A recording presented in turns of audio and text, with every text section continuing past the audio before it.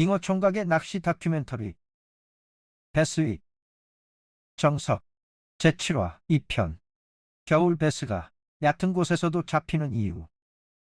한겨울 낚시터에 내려쬐는 햇빛은 직접적으로 수온을 높여줄 뿐만 아니라 수중의 딱딱한 바닥이나 안반, 바위 같은 물체를 낮 시간 동안 달구어주게 됩니다. 이렇게 낮 시간 동안 햇빛에 의해 달궈진 물체는 그 열 에너지를 한밤중에도 서서히 복사열의 형태로 방출하게 되고 베스를 비롯한 여러 민물고기들은 이 복사열 덕분에 해가 지고 난 한겨울 밤에도 추위를 버텨내게 됩니다. 겨울 베스들이 딱딱한 바닥이나 바위, 안만지대에 배를 깔고 바짝 붙어 있는 것은 햇빛이 그 물체를 마치 구들장처럼 뜨겁게 만들어주기 때문입니다. 이처럼 햇빛은 직간접적으로 수온을 높여줍니다. 그래서 겨울 베스들은 무조건적으로 깊은 수심대로 내려갈 수 없습니다. 수심이 깊어질수록 햇빛이 도달되는 양이 줄어들기 때문입니다. 평범한 물색을 보이는 낚시터에서 햇빛은 대략 3m에서 4m까지 도달합니다. 그래서 낚시터에 수초가 자랄 수 있는 한계 지점은 3m에서 4m까지입니다. 그러나 이것은 어디까지나 평범한 기준일 뿐입니다. 물색이 탁한 곳은 햇빛이 도달하는 깊이가 더욱 짧아지고 댐처럼 물색이 맑은 곳은 햇빛의 도달 깊이가 더욱 길어집니다. 따라서 물색이 투명한 곳은 상대적으로 햇빛이 깊은 수심대까지 도달하므로 베스들은 햇빛도 적당히 들어오면서 그와 동시에 수온 변동이 적어서 안정적인 깊은 수심대를 찾아가 겨울을 보내게 되는 것입니다. 그러나 탁한 물색을 보이는 곳의 베스들은 사정이 다릅니다.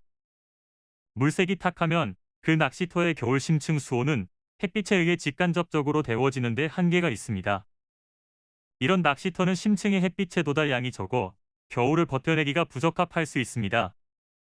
물색이 탁한 낚시터에서는 수온이 다소 불안정하더라도 차라리 햇빛이 좀 더 직접적으로 들어오고 여러 구조물에서 복사열이 발산되는 얕은 수심대에서 겨울을 버텨내게 됩니다. 우리는 한겨울 베스가 무조건 따뜻한 수온을 찾아 심층으로 내려간다고 생각하지만 낚시터의 탁도와 햇빛, 차가운 북서풍의 방향, 베이트 피쉬의 유무 등 수많은 변수들은 베스들이 얕은 수심대에 머물도록 합니다. 여기에 한 가지 이유를 더 추가한다면 그것은 바로 햇빛과 세균의 관계입니다. 극단적으로 베스를 빛이 들지 않는 암실에 가두어 놓으면 어떻게 될까요? 이것은 수온과도 상관관계가 있는데 베스의 신진대사가 최적으로 유지되는 수온대, 그러니까 대략 24도에서 26도 사이에서 일조량 부족은 베스에게 큰 문제가 되지 않습니다. 그러나 수온이 10도 이하로 떨어지는 겨울 시즌의 일조량 부족은 베스에게 치명적인 곰팡이병을 유발하게 됩니다. 온수성 어종인 베스에게 저수온과 저일조가 동시에 장기간 발생하게 되면 마치 흉가에 거미줄이 쳐지듯이 베스들의 몸에는 흰색 거미줄 같은 것들이 생겨나 온몸을 감싸게 됩니다. 그래서 겨울 베스들은 무조건적으로 딥에만 머물 수 없는 것입니다. 한겨울 베스들은 딥에 머물더라도 최소한의 햇빛이 존재하는 곳에 머물러야지만이 신체의 컨디션을 유지할 수 있습니다. 정리하자면 그 낚시터가 얕은 수심대 밖에 없는 환경이거나 깊은 수심층이 있더라도 물색이 탁한 낚시터의 베스들은 햇빛의 직접적인 가온 효과가 있는 곳에서 최소한의 에너지만 소모하며 한겨울을 버텨냅니다. 한겨울에 얕은 수심대에 머물도록 강제되어 있는 베스들은 사실상 반동면 상태라 할 수 있습니다. 그러나 물색이 맑고 다양한 수심층이 존재하여 스트럭처가 잘 발달된 곳이 있다면 이런 곳의 베스들은 수온과 햇빛에 따라 변하는 최적의 조건을 찾아서 한겨울에도 조금씩 이동을 하게 됩니다. 특히 딥과 셀로우의 거리가 짧아 이동거리가 최소화되는 곳은 베이트 피쉬와 포식자들이 한 곳에 모여들게 되므로 한겨울에 아주 좋은 포인트가 됩니다.